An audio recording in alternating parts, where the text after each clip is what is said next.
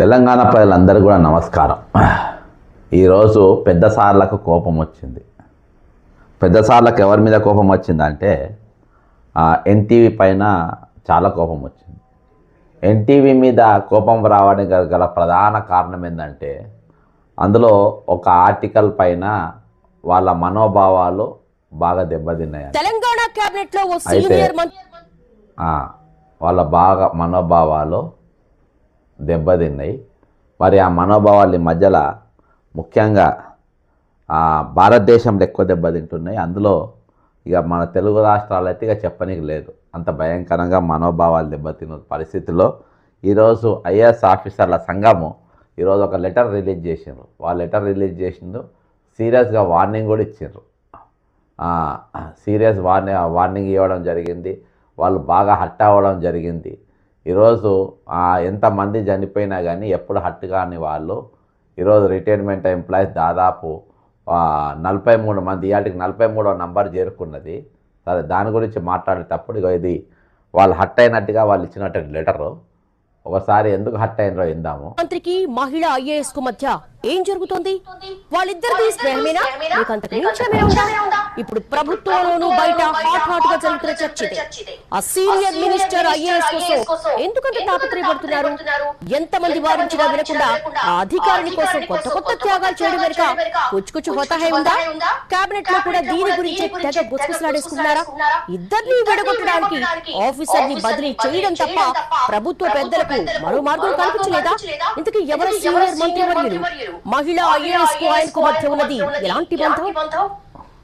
సరే, దీనిపైన ఇక అది స్టోరీ ఆ సోదంతా మనం ఎందుకు వినిపించాలి. దీనిపైన ఆ మహిళా అధ్యక్షురాలు మహిళా ఐఏఎస్ ఆఫీసర్లు సంఘం ఒకటి ఉందంట. ఆ సంఘం పేరు ది తెలంగాణ. అంటే దీనికి ఈరోజు సొసైటీకి చాలా ముడిపడి ఉన్నది. నేను 3 టైటిల్స్ పెట్టిన, 3 టైటిల్స్ కూడా వీళ్ళ ఇన్వాల్వ్మెంట్ ఎట్లున్నది అనేది నేను వినిపిస్తా. The Telangana IAS officer institute K Ramakrishna Rao. ఈయన యాక్చువల్గా ఈయన నోబుల్ బహుమతి ఇవ్వాలంత sincere. K Ramakrishna Rao IAS president. ఈయన అధ్యక్షుడు అంట. కరెక్ట్ క్యాండిడేట్ పెట్టుకున్నాడు. ఒకటి నా డౌట్ ఏంటంటే ఈయన రిటైర్డ్ అయిన ఐఏఎస్ ఆఫీసరు సంఘానికి అధ్యక్షునిగా ఉండొచ్చా? Number 1 point. రిటైర్డ్ అయ్యి ఇక ఈయన కథలన్నీ ఇక మళ్ళీ చెప్తా. సో జైల్లో ఉండాలి రామకృష్ణారావు అనేటోడు. రామకృష్ణారావు అనే ఐఏఎస్ ఆఫీసర్ జైల్లో ఉండాల్సినోడు, ఎంక్వైరీ జరగాల్సినోడు. ఆయన దీనికి అధ్యక్షుడు అంట. ఇప్పుడు సమస్యను ఖండించేటోడు, కొంచెం మంచి పేరు ఉన్నోడు, బుద్ధి గౌరవం ఉన్నోళ్ళు, నీతి నిజాయితీ గల్లోళ్ళు ఉంటే వాళ్ళు ఖండిస్తే బాగుంటుంది. ఈరోజు మీకున్న పేరు లేని మీ బట్టలు మొత్తం ఇవాళ కూడా తీసి నిలబెడతాం మిమ్మల్ని ఇవాళ. అందుకని మధ్యాహ్నం మొదలుపెట్టిన ఇవాళ మీది లైవ్. ఈయన అధ్యక్షుడు. ఇక దీనికి ఇంకా అంటే ఇక నీతి నిజాయితీకి మారుపేనైన జయేష్ రంజన్ ఐఏఎస్ గారు సెక్రటరీ. భలే ఉంది కాంబినేషన్ ఇద్దరిది. అంటే ఇక ఓటుకు నోటు దొంగ ముఖ్యమంత్రి అయినప్పుడు ఇసొంటి వాళ్ళు ప్రెసిడెంట్ సెక్రటరీ కాకుండా అన్న సక్కన వాళ్ళు ఉంటారా? సరే. The IAS officers association places on record ఈ strongest condemnation of the recent broadcast aired by NTV, wherein false, malicious and unsubstantiated allegations were made against serving women IAS officers.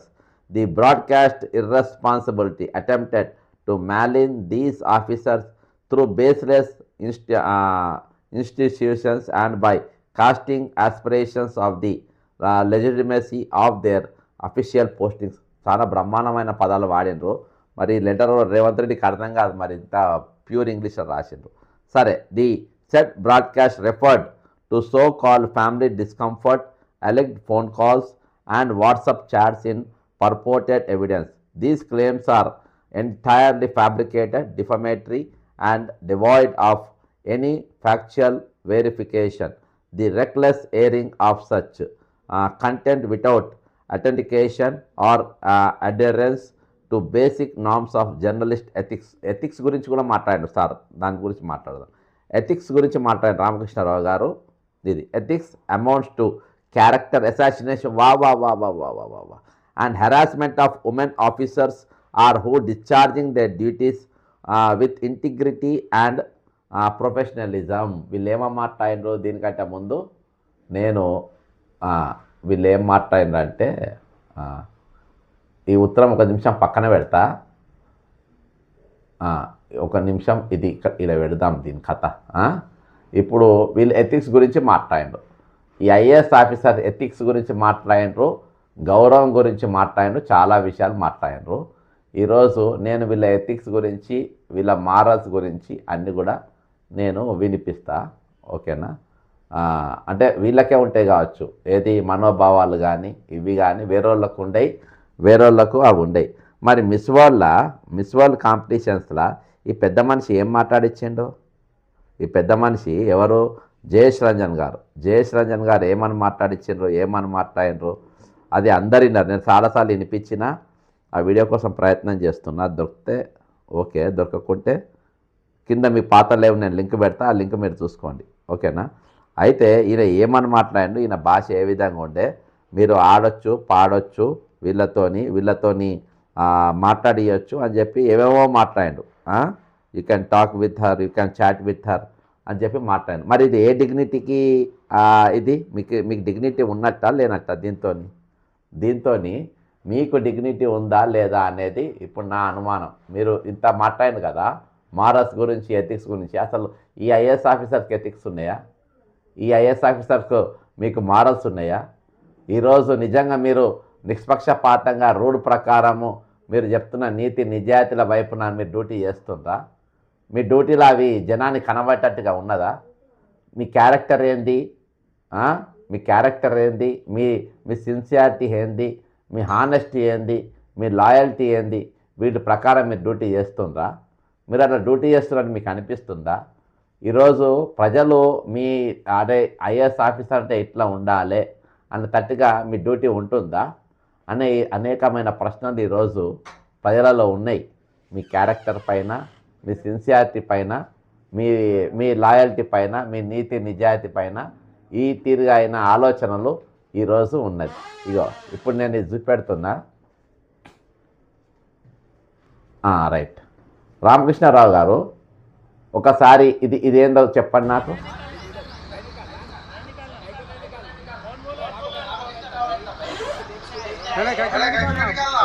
एक बात मैं आपके कंपाउंड के अंदर आके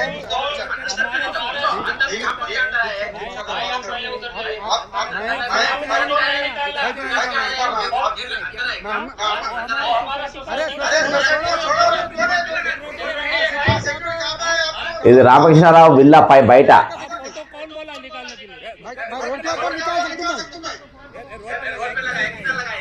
रोड पे है फोटो रुको भाई निकल के अंदर रुक जाओ अंदर रख लो फोटो निकालना। తెలంగాణ ప్రజలందరికీ నమస్కారం. మనం ఉన్నది తెలంగాణ ప్రభుత్వ ముఖ్య కార్యదర్శి రామకృష్ణారావు గారి విల్లా ముందు. అక్రమంగా సంపాదించిన విల్లా ఇది విల్లా గ్రీన్స్ లాగా ఉన్నాము. ఈయన విల్లా నంబర్ 42 ఉన్నది. రామకృష్ణారావు గారిని నోరు తెరవాలి ఎక్స్క్లూజివ్ గా పక్క చేసిన ఛానల్లో చూస్తున్నటువంటి ఈ వీడియోను దాదాపు లాస్ట్ వరకు మీరు చూడండి, ఖచ్చితంగా కామెంట్ చేయండి, షేర్ చేయండి. ఎందుకంటే నేను ప్రభుత్వ ముఖ్య కార్యదర్శి రామకృష్ణారావు గారు ముఖ్య కార్యదర్శి ఫైనాన్స్ సెక్రటరీగా ఉన్నప్పటికీ ఆయన చేసిన అనేకమైన అక్రమాల గురించి ఆయన దీనికి అసలు అర్హుడే కాదు, ఐఏఎస్ పనిచేయడానికి అర్హుడు కాదు, మళ్ళీ కార్యదర్శి చేయడానికి అర్హత లేదు. ఎందుకు ఆయనకు అర్హత లేదు అంటే ఆయన దాదాపు 6 సంవత్సరాలు ఐఏఎస్ అబ్స్కాండింగ్ లో ఉంది. మరి అమెరికాలో విదేశీ చదువులకు పోయి మళ్ళీ ఇక్కడికి వచ్చి హిందూ ప్రాజెక్ట్ ప్రైవేట్ కంపెనీలో పనిచేసిన కంప్లైంట్ ఇచ్చిన ఈయన చీఫ్ సెక్రటరీ చేయడానికి అర్హత లేదు అని చెప్పిన. గతంలో అనేకమైన స్కామ్లకు కాళేశ్వరం కానీ ఇవన్నీ స్కామ్లకు ఈయన ముఖ్యమైన భూమిక పోషించిన వ్యక్తి మిస్టర్ రామకృష్ణారావు గారు. మరి ఆ రోజు కల్వకుంట్ల చంద్రశేఖరరావు గారు ఆయన పెట్టుకొని చాలా వరకు డిసైడ్ ఈ రోజు తెలంగాణ 7 లక్షల కోట్ల అప్పు, అంటే కేసీఆర్ గారితో 5 లక్షల కోట్ల అప్పు, ఇప్పుడు రేవంత్ రెడ్డి గారిని ఆల్రెడీ 2 లక్షల కోట్ల అప్పు దాటడమే కాకుండా ప్రతి మంగళవారం రోజు మరి ఆర్టీఐకి స్టేట్ బాండ్స్ ను కుదబెట్టడంలో ఈయన కీ రోల్ ప్లే చేస్తా ఉన్నారు. మరి ఆ వ్యక్తికి ఈ రోజు మరి కొన్ని కంపెనీల అన్ని కలిసి ఈ రోజు ఈ విల్లాలలో ఆయనకు ఒక పెద్ద విల్లా దాదాపు 20 కోట్ల విలువైన విల్లా కొన్ని కంపెనీల పెద్దలు కొంతమంది మంత్రులు ఈ రోజు దాన్ని రిపేర్లు చేపించిన పరిస్థితి ఈ రోజు మనం ఉన్నది ఈ రోజు గండిపేట శంకర్పల్లి దగ్గర గండిపేట అత్యంత సమీపము Kokapet left side near police ఇట్లా అతి విలువైన భూములలో అనగా అతి విలువైన భూములలో ఈ రోజు పెద్ద విల్లా ఈ రోజు లోపల ఇవ్వడం జరిగింది. Villa number 42. ఈ విల్లా నంబర్ 42 గురించి ఇయాటి వరకు ఎందుకు మాట్లాడతలేడు? ఈ విల్లా ఎక్కడిది? నువ్వు నీతిమంతునివి, నువ్వు గుడ్ బాయ్వి, నేను కాదనేవారు అంటారు రామకృష్ణారావు గారు. ఇది ఎవరిది? ఇంకో ఎథిక్స్ మాట్లాడతా. ఇంకొక ఎవరు జనరల్ సెక్రటరీ, ఐఏఎస్ అసోసియేషన్కు జనరల్ సెక్రటరీ అయినటువంటి ది గ్రేట్ జయేష్ రంజన్ గారు. జయేష్ రంజన్ గారు మిస్ వల్ల ఏం మాట్లాడినది వినండి. But Mansa also will go around. She will move from table to table because you won't know, apart from the two who are sitting right with you, you won't know who else are there. So Mansa will move around. She will introduce everyone. She will also maybe ask some questions and fun questions, not the Miss World finale kind of philosophical questions, but simple, straightforward questions and all that.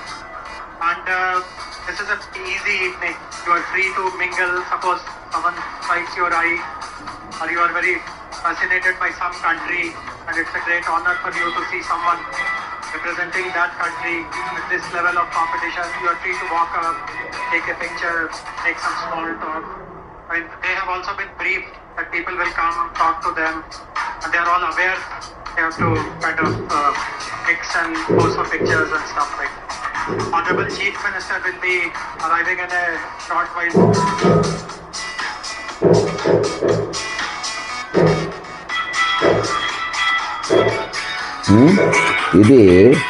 ఇది లంగేశారు వీళ్ళు వేసుకుంటా, దొంగేశారు వీళ్ళు వేసుకుంటా.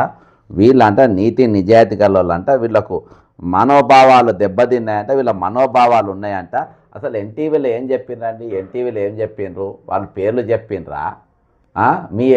మీరే broker gone లెక్క వ్యవహరిస్తారు, మీరు broker gone లెక్క మాట్లాడతారు.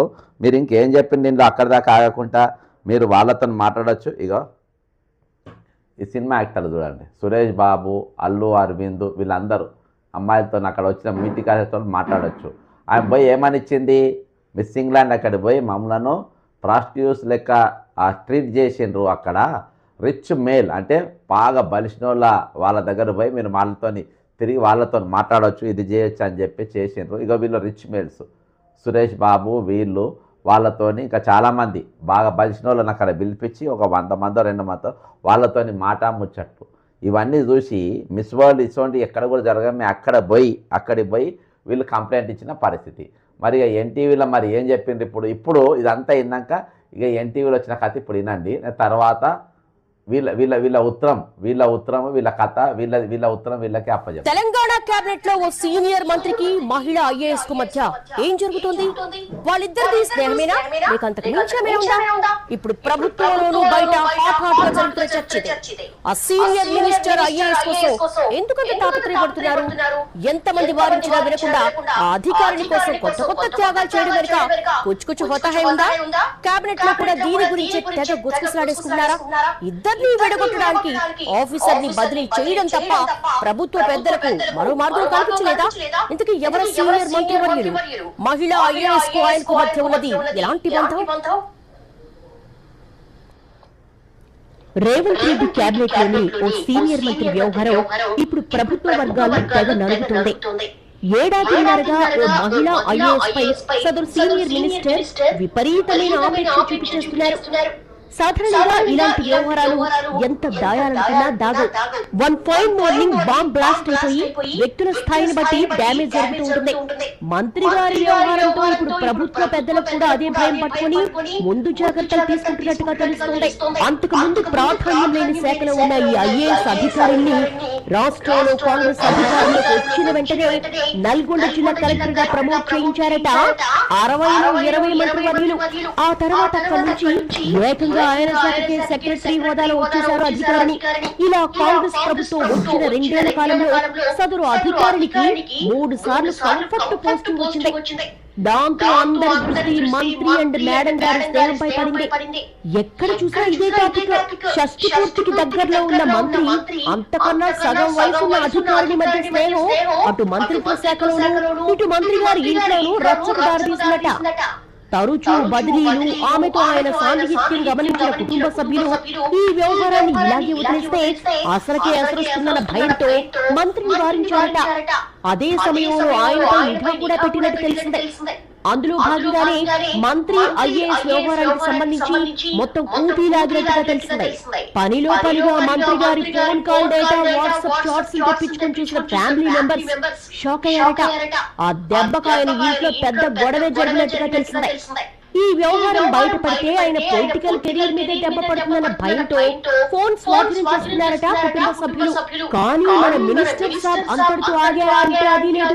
నా ఫోన్ లాక్కుంటా ఇక దేశంలో మొబైల్స్ లేవా, వాటిలో సిమ్ కార్డ్స్ ఉండవా అంటూ పిఏల ఫోన్లతో ఎప్పటికప్పుడు మేడం గారితో మాటా ముచ్చట్లు పెట్టుకుంటూనే ఉన్నారట.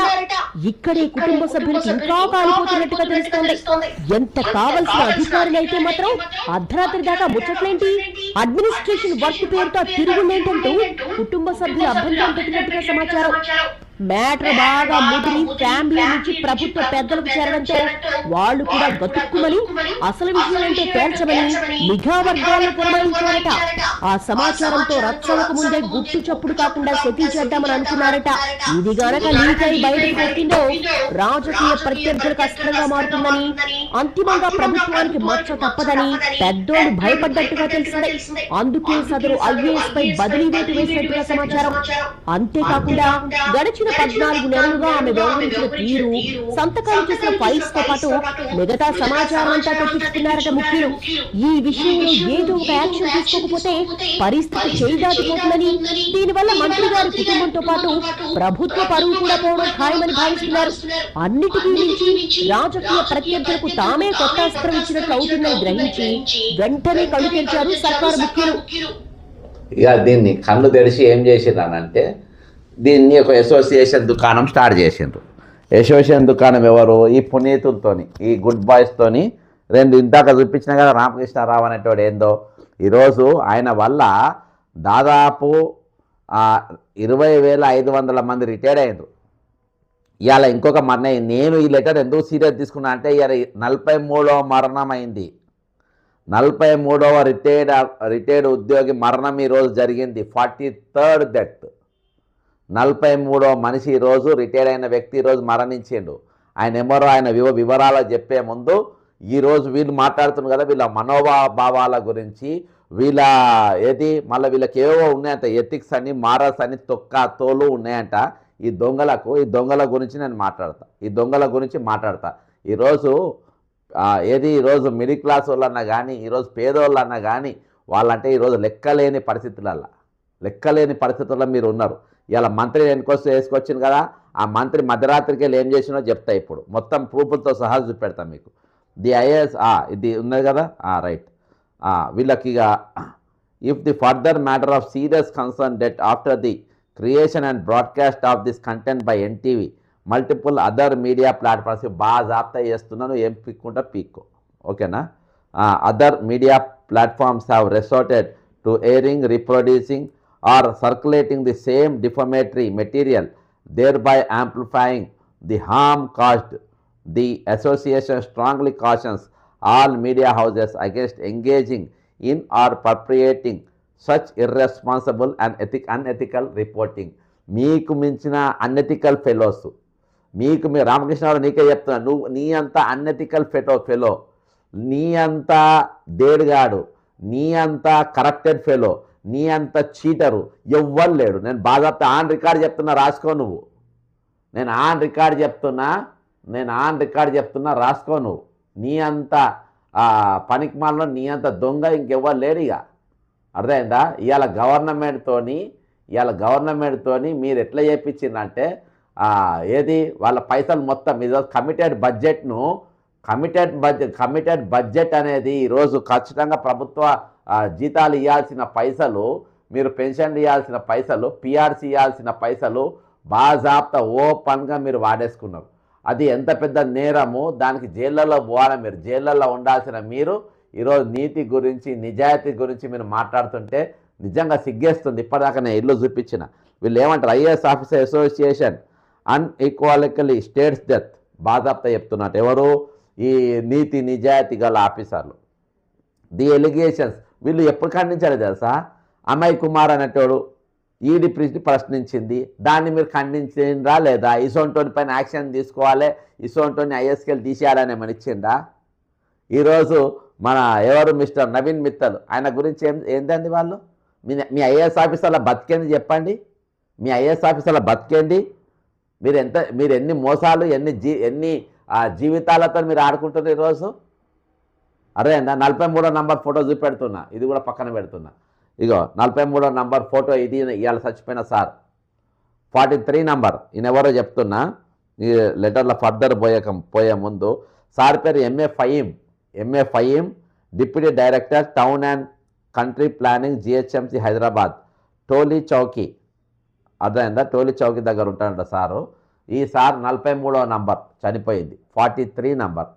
అర్థమైందా, రిటైర్డ్ ఎంప్లాయీ, ఈరోజు చచ్చిపోయిన నంబర్ 43. దీనికి చెప్పాల్సిన బాధ్యత ఇది. సార్ పేరు ఎంఏ ఫహీం. కొద్ది ఈవినింగ్ వరకు వాళ్ళ ఇంటికి పోతున్నాను నేను. ఇంకా ఈ పునీతులు ప్రెస్ నోట్ రిలీజ్ చేశారు. The allegations made are completely baseless and malicious. వీళ్ళే చెప్తున్నట లేవని చెప్పి, బేస్లెస్ అండ్ మ్యాలిషియస్. అసలు ఆమె ఎన్టీవీలో ఆఫీసర్ ఎవరో ఆమె పేరు చెప్పలే, అంటే ఇప్పుడు ఆ పేరు చెప్పమని అంటుండ్రా మీరు, ఆ పేరు చెప్తే అవన్నీ ప్రూవ్ అయితే అని అంటుండ్రా. The broadcast constitutes a gross violation of the privacy, dignity and professional reputation of serving officers. మీకు ఇవన్నీ ఉన్నాయా చెప్పండి, ఏమేమి అడుగుతుండో గమ్మత్తుగా ఉన్నాయి. డిగ్నిటీ ఉందా మీకు డిగ్నిటీ ఉందా, డిగ్నిటీ ఉందని మీరు అనుకుంటుండ్రా. రెండవది డిగ్నిటీ, తర్వాత ప్రొఫెషనల్ రిప్యుటేషన్. మీకు రిప్యుటేషన్ ఉందా నీకు రామకృష్ణారావు గారు, నీకు కానీ ఈయనకు కానీ, ఆ పక్కన మీ సెక్రటరీ ఆయన పేరు జయేష్ రంజన్ కానీ, మీకు ఇవి ఉన్నాయా, ఇవి రిప్యుటేషన్ ఉందా మీకు. తర్వాత the content reflects a deeply regressive and narrative specifying targeting women officers. Such reporting demoralizes the civil services, erodes public trust. నేను ఒకటి చెప్తా, ఈరోజు మన ఐఏఎస్ ఆఫీసర్, మన కలెక్టర్, కరీంనగర్ కలెక్టర్ ఉన్న ఆమెను పొంగిలేటి శ్రీనివాసరెడ్డి దూషించిండు. దాని మీద నేను జాతీయ మహిళా కమిషన్లో కేసు వేసిన. మీ ఐఏఎస్ ఆఫీసర్ల సంఘం ఎందుకు ఖండించలేదండి, ఎందుకు ఖండించలే మీరు ఐఏఎస్ సంఘము. కరీంనగర్ కలెక్టర్ను, లేడీ కలెక్టర్ను అందరి ముందు ఆమెను అవమానపరిచిండు. మీరు ఎందుకు ఖండించాలి ఐఏఎస్ సంఘము. ఇప్పుడు రేవంత్ రెడ్డి చెప్పి ఖండించమంటే ఖండిస్తుందా. ఓ 89 కేసులు ఉన్న క్రిమినల్ గాడు ఆయన ఖండించమంటే నువ్వు రిటైర్డ్ అయినావు, నీకు ఎట్లయితే ఎథిక్స్ ఉన్నాయా నీకు రామకృష్ణారావు. నువ్వు రిటైర్డ్ అయినావు, అర్థమైందా. నువ్వు అమెరికాకు పారిపోయినావు, నువ్వు ఎథిక్స్ గురించి మాట్లాడతావు. అమెరికాకు మన చదువుకొని పోయినావు, వచ్చినావు. నువ్వు 2 ప్రైవేట్ కంపెనీలో పనిచేసినావా లేదా, ఎట్లా పనిచేస్తావు చెప్పు. ఒక ఐఏఎస్ ఆఫీసర్ ఉండి ప్రైవేట్ కంపెనీ ఎట్లా పనిచేస్తావు నువ్వు. కేసీఆర్ గారు మీరు ఎట్లా ఇదైందంటే ఇసోంటోని తీసుకొచ్చుకొని నువ్వెట్లా ఫైనాన్స్ సెక్రటరీగా పెట్టుకున్నావు. ఈయనతో ఏమేమి కుదరబెడితే నువ్వు ఏమేమి విన్నావు నువ్వు, ఏమేమి కుదరబెట్టించు. జరా బుక్ ఇయ్యారా బాబు, ఇక బుక్కి జరా అయ్యా, మీరు ఏమేమో ఆ బుక్కి పైన బుక్కి అది ఇగో వీళ్ళంతా వాళ్ళే కేసులు ఉన్నాయి.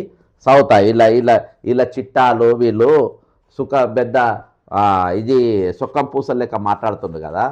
సొక్కం పూసల లెక్క మాట్లాడుతున్నప్పుడు మనకు కూడా వీళ్ళ కథ ఏందో, వీళ్ళ బాధగోతాలు ఏందో మనకు కూడా తెలుస్తుంది. వీళ్ళు ఏమేమి పెట్టిండ్రు, ధరణిలు పెట్టించిండ్రు. Somesh Kumar complaint against Somesh Kumar. అర్థమైందా. సోమేష్ కుమార్ అంటే గురించి ఏమైందబ్బా, ఏం మాట్లాడినరు. నేను కొన్ని చిట్టాలు వీళ్ళ చదువుతా, దయచేసి వినండి, పైన చదువుతా, ఓకేనా.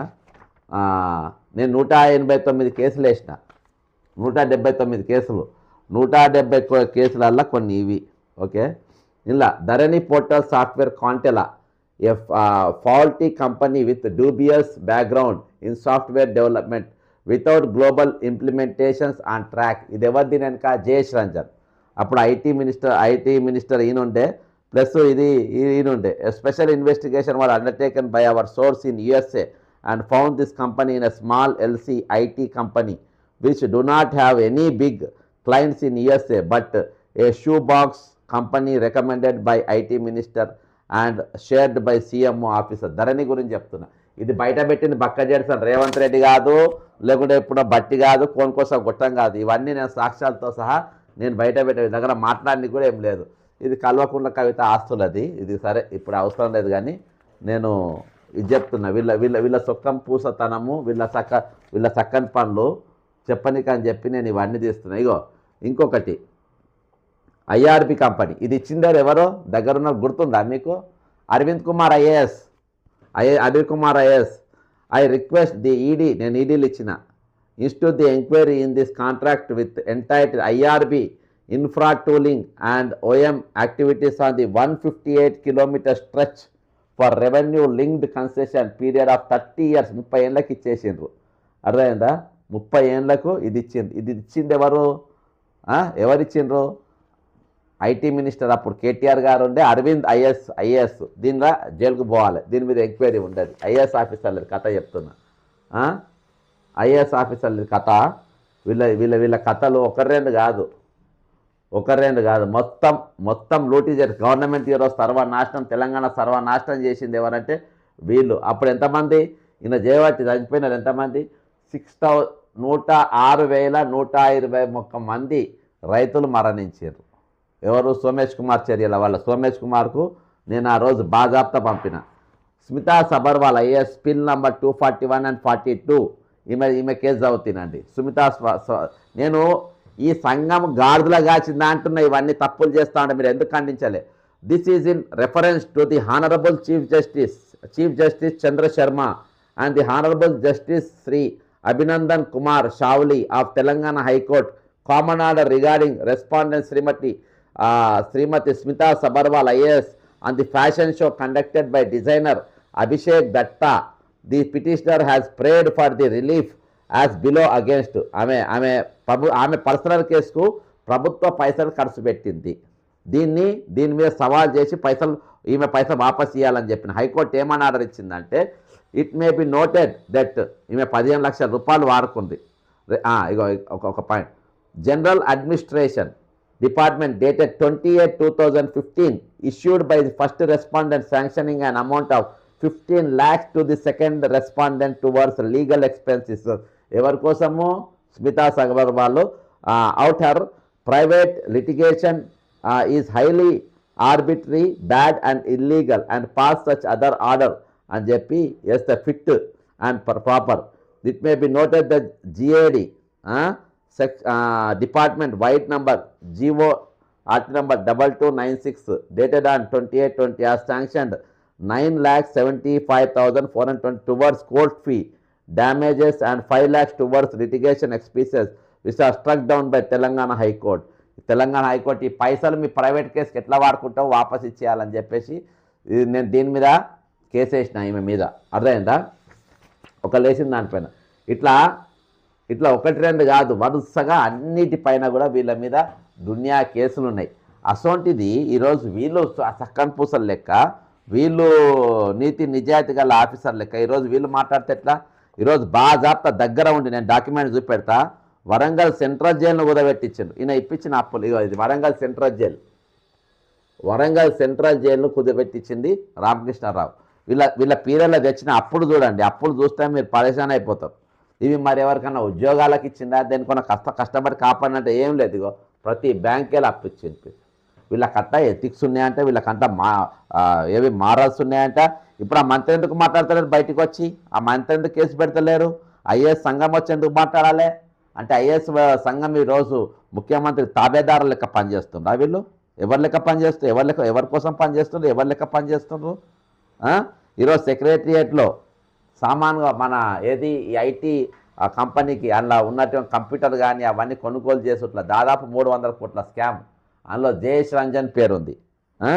వీళ్ళు ఎథిక్స్ ఉన్నది, వీళ్ళు మారల్స్ ఉన్నది, వీళ్ళు నీతి నిజాయితీతో మాట్లాడేటోళ్ళు వీళ్ళు. ఇవాళ 43వ నంబర్ చచ్చిపోయింది. సరే ఫహీం గారు 43వ మంది చచ్చిపోయారు. ఇంతమంది ఉద్యోగులు చచ్చిపోతూ ఉంటారు, ఇంతమంది పిఆర్సీలు రాక డిఏ రాక వీళ్ళు ఉన్నారు. వీళ్ళు ఏవైతే డబ్బులు వాళ్ళ కోసం ఉన్నాయో కమిటెడ్ బడ్జెట్ అవి మొత్తం మీరు వాడేసుకుంటారు. మీరు పైసలు మొత్తం వాడుకొని ఈరోజు మీరు మాట్లాడుతున్న పరిస్థితికి వచ్చిందంటే ఇక ఇంతకు మించిన దౌర్భాగ్యం ఏముంది చెప్పండి? ఇంతకు మించిన దౌర్భాగ్యం, ఇంతకు మించిన ఇంకేమైనా ఉందా? ఇక వీళ్ళది ఇక్కడ దాకా ఆగలే. ఫహీం సార్ నంబర్ 43 ఈరోజు రిటైర్ అయిన వాళ్ళు మరణించింది. ఇవన్నీ కూడా ప్రభుత్వ హత్యలే, రేవంత్ రెడ్డి వాళ్ళ హత్యలే. ఈరోజు మీరు వీటన్నిటిని సాల్వ్ చేసే పరిష్కారం చేసేది వదిలేయి వీళ్ళ పైసలు ఇవ్వకుంటే ఎట్లా కొట్టాలి అని మీరు ఐడియాలు ఇస్తూ ఉంటారు. ఈరోజు జాతీయ మానవ హక్కుల కమిషను ఈరోజు ఒక జడ్జిమెంట్ ఇస్తుంది, అంటే 8 వారాలు మీకు టైం ఇస్తుంది వాళ్ళ డబ్బులన్నీ వాళ్ళకి ఇచ్చేయాలని. ఈరోజు వీళ్ళకి పైసలు ఎట్లా ఎగ్గొట్టాలంటే వీళ్ళ ప్రాణాలు కాదు, చచ్చిపోయిన ఈ 79 మన 43 మంది ప్రాణాలు కాదు. ఈరోజు మీరే ఇంపార్టెంటు, మీ ప్రాణాలు ఇంపార్టెంట్. తక్కిన వాళ్ళకు ప్రాణాల విలువ లేదు, వాళ్ళకు అసలు వాళ్ళని పరిగణన తీసుకునే అవసరం లేదు. వాళ్ళ ప్రాణాలు చిన్న ప్రాణాలు, వాళ్ళు పెద్ద ఇంపార్టెంట్ ప్రాణాలు కాదన్నట్టుగా ఈరోజు మీరు వ్యవహరించడం ఎంతవరకు కరెక్ట్ చెప్పండి? ఎంతవరకు కరెక్టు? అందులో ఏమున్నా లేదు అనేది సెకండరీ. కానీ ఈరోజు బాజాప్తా అన్ని భారతదేశంలో ప్రతి రాష్ట్రం ఇచ్చిన, నైట్ కూడా చదివిన, భారతదేశంలో ప్రతి రాష్ట్రము వాళ్ళ పైసలు వాళ్ళకి ఇచ్చేసింది. కానీ ఇవన్నీ ఏకైక రాష్ట్రం ఏంది? తెలంగాణ. ఎందుకు ఇవ్వలేదు? ఆ పైసలను మీరు వేరే వాటికి వాడుకున్నారు, అవన్నీ డైవర్ట్ చేసిండ్రు. అది క్రైమ్. అది మీరు డెకాయిటీ చేసిండ్రు, దోచుకున్నారు. ఆ డబ్బును కమిటెడ్ ఎక్స్పెండిచర్ పైసను వాడుకోవడం అంటే అది దోపిడీ చేయడమే. అది వాళ్ళ పైసలు వాళ్ళకి ఇవ్వకపోవడం అంటే అది దోపిడీ చేసినట్టే. కాబట్టి ఇది ఇంత పెద్ద నేరానికి మీరు పాల్పడి ఈరోజు మీరు నీతి నిజాయితీ అని తోలు అని మాట్లాడుతున్నానంటే ఎంత భయంకరం, ఎంత దారుణం చెప్పండి. ఎంత దారుణం. నేను వీళ్ళ ప్రాణాలకేమో విలువ లేదు, మీకు మాత్రం పర్ఫెక్ట్గా మీకు విలువ ఉన్నది, మీకు అన్నీ ఉన్నాయి. ఒకసారి చచ్చిపోయిన వాళ్ళ పేర్లు చెప్తా. అంటే వీళ్ళై ఇప్పుడు ఫహీం సార్తో మొదలుపెట్టి వీళ్ళెవరికి వాల్యూ లేవు, వీళ్ళకి మాత్రం ఎథిక్స్ ఉన్నాయంట, మారల్స్ ఉన్నాయంట. మంది ఇళ్ళల్లో గిఫ్ట్లు లంచాల లెక్క ఇండ్లు తీసుకుంటారు. ఆ ఇల్లు ఎక్కడికి వెళ్ళి వచ్చిందో ఇవాళ దాకా చెప్పారు. నేను ఆ టెస్ట్ నోట్ చూసి రామకృష్ణారావు అని టైటిల్ చూసి అరే నేను ఆ ఇల్లు మీద ఎక్స్ప్లెనేషన్ ఇచ్చేసింది కావచ్చు, అది కష్టపడి నాటేసి ఒడ్డు తెచ్చుకొని అమ్ముకున్నారు కావచ్చు అని నేను అనుకున్నా. బాలకృష్ణ రిటైర్డ్ ఇన్స్పెక్టర్, ఈయన రిటైర్మెంట్ పైసలు దాకా చనిపోయింది, ఈయన విలువ లేదు. Balagoni Laxman Kumar Goud retired junior assistant Paidipalli Warangal, ఈయనకు విలువ లేదు, ఈయన ప్రాణానికి విలువ లేదు. Okay. Kundeti Somireddy retired LF head master Mahabubabad, ఈయన ప్రాణం అంటే విలువ లేదు. S Manohar retired gazetted master Rangareddy. M Bhaskar retired teacher. Okay. Nabeer record assistant Kondapakal Karimnagar. Kanakala Beeraiah retired teacher. Ikkuri Gangadhar retired head master. కోత Amruthaiah retired teacher. Rajapadma retired teacher. Kudumula Kondaiah sir retired teacher. Bangaram Ramesh, Baganaru Ramesh retired teacher. Alladi Lakshmanamurthy retired teacher. Rajeshwari retired teacher, retired head mistress. Pallam Shankar teacher education department. Ajay Kumar retired school assistant. Devanand retired sub registrar. Manohar retired mandal parishad officer. Madari Rajireddy retired school assistant. Pericherla Sitaramaraju retired mandal parishad. Chiluveru Satyanarayana Abdullah Meerpet, ఈయన ఇల్లు వదిలేసి వెళ్ళిపోయాడు, కనబడతలేరు ఇయాల్టికి అప్పుల దెబ్బకు. ఈ విధంగా Faheem sir ఇంకా కొంతమంది నేను మొన్న దినాన చదివిన, ఈ విధంగా దాదాపు 63 మంది ఈరోజు మరణించారు. 63 ప్రాణాలకు ఈరోజు విలువ లేదు. అర్థమైందా? మీరు వీళ్ళ గురించి పట్టించుకోరు. జడ్జిమెంట్లో వచ్చిన కోర్టులకు వెళ్ళి జడ్జిమెంట్లు వచ్చి వీళ్ళ పైసలు వీళ్ళకి ఇవ్వమని చెప్పినా మీరు పట్టించుకోరు. కానీ ఈరోజు మీరు మనోభావాలు దెబ్బతిన్నాయి.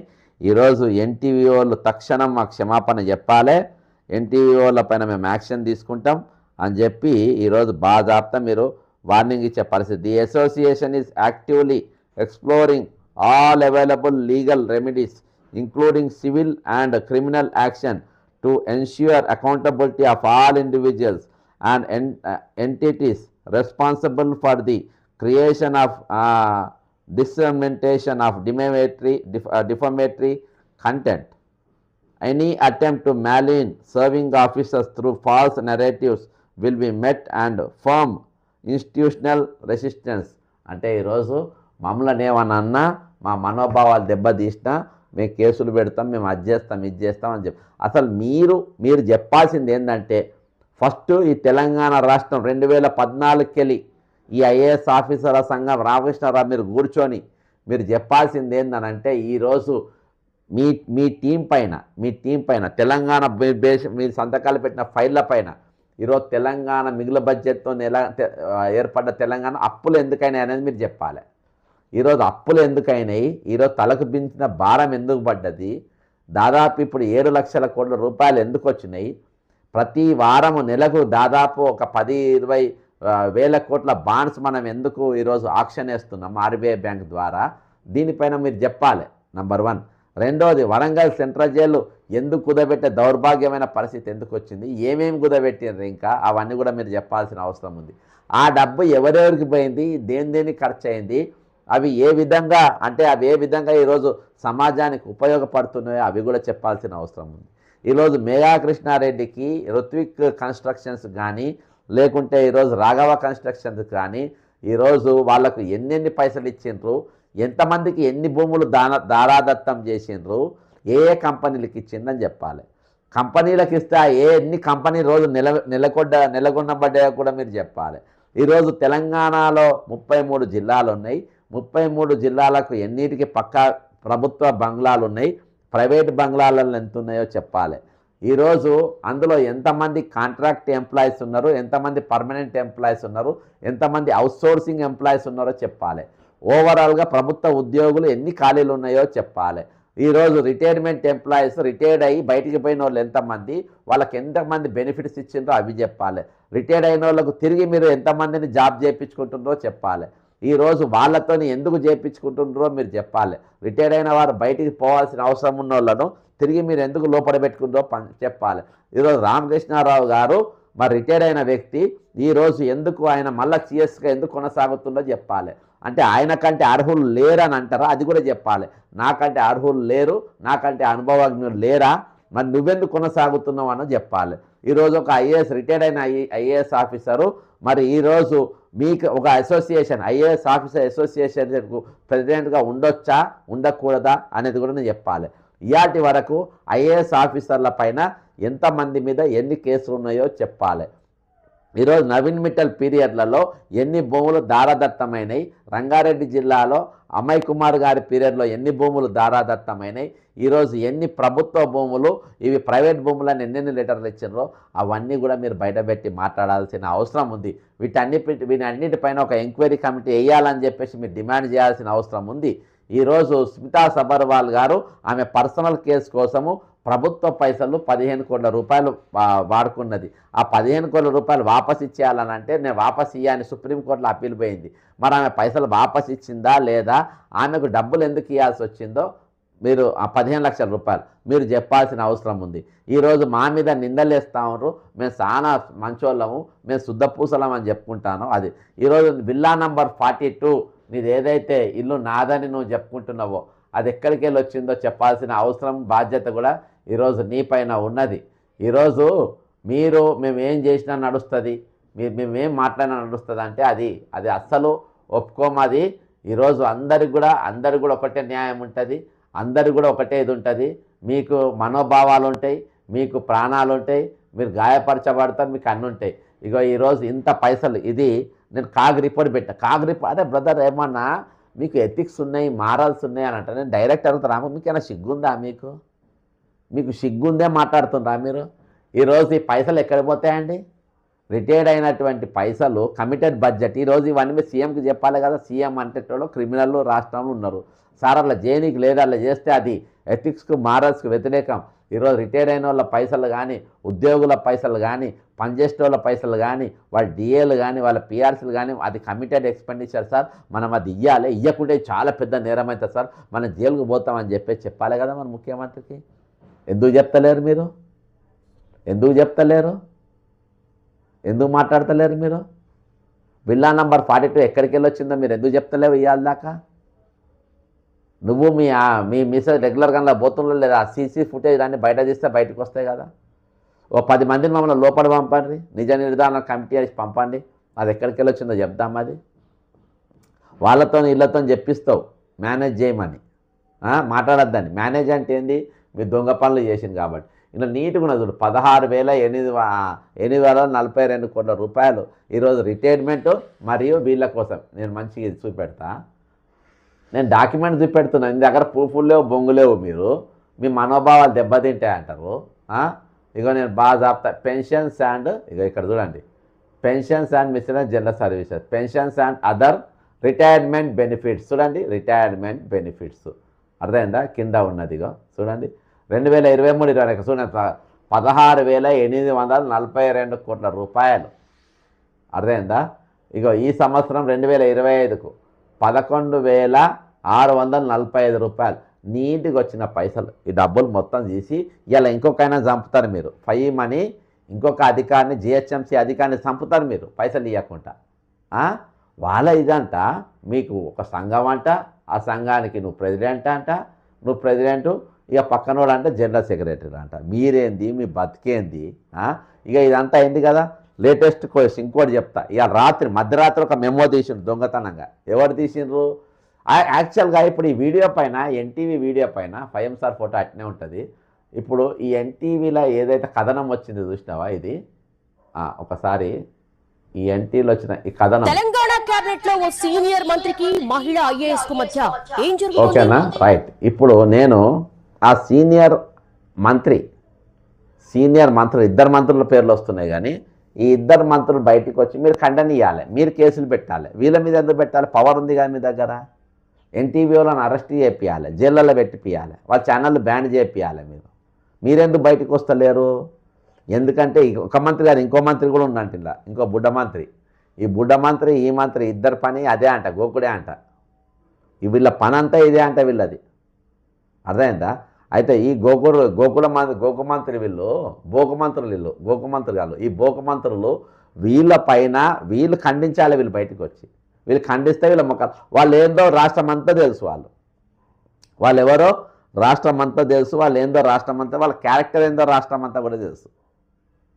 పచ్చి దొంగలు ఈరోజు వాళ్ళు బయటికి రాకుండా సీఎంతోని, వాళ్ళ ఐఏఎస్ ఆఫీసర్లతో మరి సంఘం ఎప్పుడు ఫామ్ అయింది, వీళ్ళ ఎజెండా ఏంది, అవన్నీ కూడా బయట పెట్టాలి ఈరోజు. అవన్నీ కూడా మాట్లాడాల్సిన అవసరం ఉంది. మీ కోర్టులు వేస్తే అవన్నీ కూడా అడుగుతారు ఈరోజు. మీ సంగతి వాళ్ళు కూడా చూస్తుండ్రు. మీరు కోర్టుకు రావాలి, మీ సంగతి అంతా చెప్పాలని వాళ్ళు కూడా చూస్తారు. మీరు ఏమేమి ఇంప్లిమెంట్ చేస్తుండ్రో, ఏమేమి ఇంప్లిమెంట్ చేస్తలేరో అవన్నీ కూడా చూస్తారు. ఇక లేటెస్ట్ కేసు, లేటెస్ట్ రాత్రి ఒక మెమో తీసిండ్రు. ఎవరు తీసినంటే కోమారెడ్డి వెంకరెడ్డి గారు, మీరు మాట్లాడాలి, మీరు చెప్పాల్సిన అవసరం ఉంది. ఎందుకంటే ఇగో ఇది ఈరోజు కోమారెడ్డి వెంకరెడ్డి గారు సినిమాటోగ్రఫీ మంత్రి కదా, ఆయనకెళ్ళి మధ్యరాత్రి ఒక జీవో వెళ్ళింది. ఇగో ఇది మంచిగా కనబడదు మీకు, కానీ క్లోజప్ చేసి చూపెడతా. ఇది ఏంటంటే ఇగో మీరు చాలా జాగ్రత్త పైన. ఇది Rajasaab cinema, Telugu cinema, AMB cinemas, Rajasaab AMB cinema. తారీఖు ఎప్పుడు? 10th జనవరి. ఇది కొడితే పైకి వస్తుంది, వీళ్ళని జైలుకు పంపాలి అసలు. అయితే ఈ టికెట్లు ఏంది? 510 రూపాయలు, 450 కింద ఉంటాయి చూడండి. 510, 450, 450 టికెట్లు. ఓకేనా? ఇది సినిమా టికెట్లు. మరి దీని మీద జడ్జిమెంట్ ఏమొచ్చింది? ఇది మీరు ఆన్లైన్లో ఇప్పుడు కొట్టండి, వస్తుంది మీకు. ఆన్లైన్లో ఇప్పుడు కొడితే మీకు వస్తుంది. ఇది రాత్రి చీకటి అంటే మధ్యరాత్రి దొంగల లెక్క తీస్తారు వీళ్ళు. అన్ని ఆర్డర్లన్నీ దొంగల లెక్క మెమోలు తీస్తారు. అర్థమైందా? దొంగల లెక్క మెమోలు తీసి ఈరోజు విజయ్ గోపాల్ అని ఈయన మంచి అడ్వకేటు, అంటే ప్రజల తరపున ప్రజల కోసము రెగ్యులర్గా కొట్లాడేటటువంటి మంచి అడ్వకేట్. ఈయన చాలా ఇష్యూస్ పైన వేస్తారు. ఇగో Telangana high court quashes ticket price hike for Raja Saab. The ruling came on a petition filed by activist lawyer Vijay Gopal advocate వేసిండు. The Telangana high court on Friday halted the government decision to allow the producers of Prabhas starrer Raja Saab to enhance Telangana prices for a week till January 18th in all theatres, including suspending a memo on the subject. Justice N.V. Shravan Kumar cautioned the Home Department against deviate from the ticket prices fixed through GO 120 of 2021 issued by the same department. The judge also directed the government to not issue any memo, circular or execute order allowing ticket price hikes in the further. Justice Shravan Kumar made it clear that if the government intended to do so, it should follow procedure and issue separate government orders. The judge asked the government why it was continuing with the practice of issuing memos to enhance ticket prices. మరి దొంగలు ఎందుకు ఇది చేస్తున్నా అని చెప్పేసి వీళ్ళకి అడిగినారు. మధ్యరాత్రికి వెళ్ళి ఇప్పుడు నేను చూపాను కదా సాక్ష్యం చూపే జాబ్తా ఈరోజు ఎథిక్స్ ఉన్నాయా సార్? ఇంకా మీకు ఎథిక్స్ ఉన్నాయంటారా? మీరు మారాల్సి ఉన్నాయంటారా? హైకోర్టు ఏం చెప్పింది మీకు? హైకోర్టు ఏం చెప్పింది? ఇంకోటి మీరు ఎట్లా ఈ రేట్లు పెంచండి, ఇది రేట్లు పెంచి ఎట్లా అమ్ముతున్నారు టికెట్లు? హైకోర్టు ఏం చెప్పింది? ఇది మీరేం ఫాలో అవుతున్నారు? చట్టాన్ని గౌరవిస్తున్నారా మీరు? ఈరోజు రిటైర్మెంట్ ఎంప్లాయీస్ వాళ్ళు కోర్టుకెళ్ళి జడ్జిమెంట్ తెచ్చుకొని 12 వారాల్లో వీళ్ళ పైసలు వడ్డీతో సహా ఇవ్వమంటే మీరు ఇయ్యరు. 8 వారాలు కంటెంప్ట్ తెచ్చుకొని 6 వారాలలో మీరు ఇవ్వమంటే ఇయ్యరు. ఈరోజు మీరు కోర్టు జడ్జిమెంట్లు అయినా మీకు గౌరవం లేదు, ఈరోజు కంటెంప్ట్ చేసినా మీకు గౌరవం లేదు, ఈరోజు ఏ వేసినా గౌరవం లేదు. మళ్ళీ మీరు అంటారు మాకు ఎథిక్స్ ఉన్నాయి, మారాల్సి ఉన్నాయి మమ్మల్ని అంటే మేము డిఫమేషన్ ఎక్కడ వేస్తారు? మీరు కోర్టులలో వేస్తారు. కోర్టులకు ఎవరో కోర్టు మీద నమ్మకం ఉన్నోడు కోర్టులలో కేసులు వేయాలి. మీ కోర్టుల మీద నమ్మకం ఏడున్నది చెప్పండి? మీకు కోర్టుల మీద ఏడా నమ్మకం ఉంది? మీరు కోర్టుల పైన మీకు ఎక్కడ విశ్వాసం ఉంది చెప్పండి? మీరు నీతులు మాట్లాడతారు, నిజాయితీ లెక్క మాట్లాడతారు, దొంగలను అనుకుంటే ఏం చెప్పాలి చెప్ప? మీరు విజయ్ గోపాల్ అడ్వకేట్ కేసేస్తారు, జస్టిస్ శ్రవణ్ కుమార్ గారు దీనిపైన నీట్గా మీకు ఆర్డర్ ఇస్తారు, కాషన్ ఇస్తారు, ఇవి మొత్తం అసలు అమ్మనే అమ్మద్దు. ఈరోజు బాజాప్తా మీరు పచ్చిగా బజార్లో పెట్టి ఈరోజు మీరు మిమ్మల్ని ఏమనాలి చెప్పండి? మిమ్మల్ని దీనికి మంత్రి ఎవరు? కోమారెడ్డి వెంకారెడ్డి కాదా? దీనికి కోమారెడ్డి వెంకారెడ్డి అనేటువంటి మంత్రి కాదా? ఈరోజు అదే కోమారెడ్డి వెంకారెడ్డి మీద ఇట్లా పలానా ఐఏఎస్ ఆఫీసర్కి ఇట్లా ఉందని చెప్పేసి మీకు లింక్ ఉంది, ఇది తప్పని చెప్పి అబద్ధం ఆడితే ఇది ఈ ఆర్డర్ వచ్చింది తప్ప? ఇది దాని అంటే ఈరోజు వీడియోలు లేవు కావచ్చు, దాని సాక్ష్యాలు లేవు కావచ్చు, ఇక్కడ సాక్ష్యం ఉంది కదా.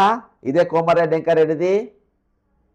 కోమారెడ్డి వెంకారెడ్డి డిపార్ట్మెంట్ కదా ఇది. రోజు కోమారెడ్డి వెంకారెడ్డి డిపార్ట్మెంటు రేవంత్ రెడ్డి డిపార్ట్మెంటు కంబైన్గా చేస్తున్నటువంటి లూట్ ఇది, with the support of government officials, మీ మద్దతుతోని ఈ రెండు కూడా కలగలుపుకొని ఈరోజు చేస్తున్నటువంటిది. ఇది కాదా? ఇది ఇప్పుడు ఖండిస్తుంది కదా మీరు. ఇంత పెద్ద చాటభారత ఉత్తరం రాసింది కదా ఈరోజు. మీ వల్ల 40 మన రిటైర్మెంట్ ఎంప్లాయీస్, అందుకనే 3 టైటిళ్ళు పెట్టిన ఈ దొంగల గురించి.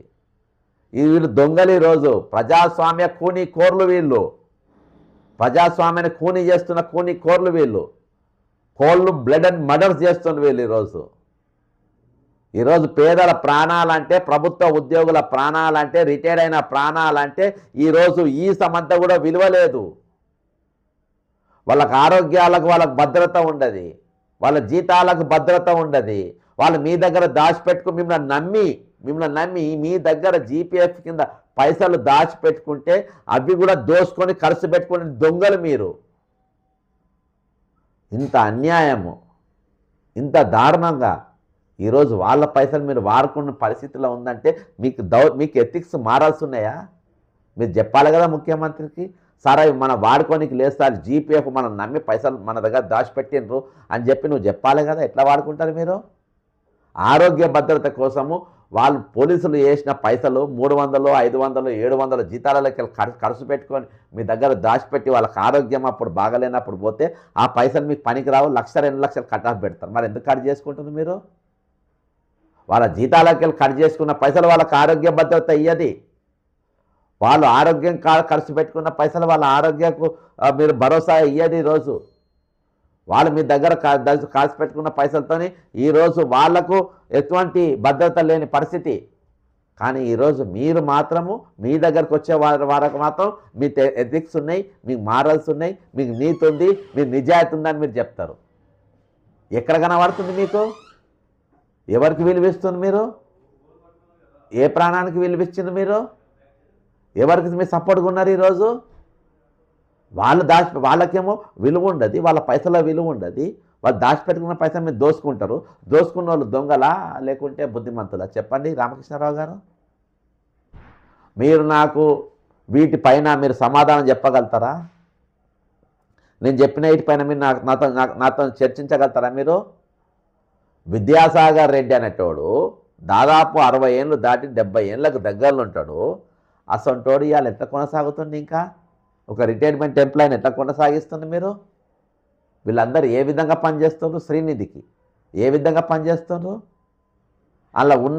అలా ఉన్న పనిచేసిన వాళ్ళ ఫోన్లు రికార్డు ట్యాపులు చేయలేదా ఈరోజు? ఏమైనా ఈరోజు? కాబట్టి ఈరోజు మీరందరూ ఈరోజు బలిస్తున్నది కామన్ మ్యాన్ను. ఈ రిటైర్మెంట్ అయి చచ్చిపోయిన దానిలోనే రెడ్ల పేర్లు చదివిన, ఎస్సీల పేర్లు చదివిన, మైనార్టీల పేర్లు చదివిన, బీసీల పేర్లు చదివిన, హిందువుల పేర్లు చదివిన, ముస్లింల పేర్లు చదివిన. ఇందులో అన్ని జాతులు ఉన్నాయి, అన్ని మతాలు ఉన్నాయి, అన్ని కులాలు ఉన్నాయి. ఎందుకు గౌరవిస్తలేరు? వీళ్ళ ప్రాణాలకు ఎందుకు విలువలేరు? మీకు కులాలతోని మతాలతోని వారి సంబంధం లేదు. మీకు గొప్పోడు పేదోడు మధ్యతరగతోడు బలిసినోడు వాళ్ళని దోసుకోవడం మీ టార్గెట్. ఈ ఓట్ల కోసం రాజకీయాల కోసమే మీరు మాట్లాడతారు.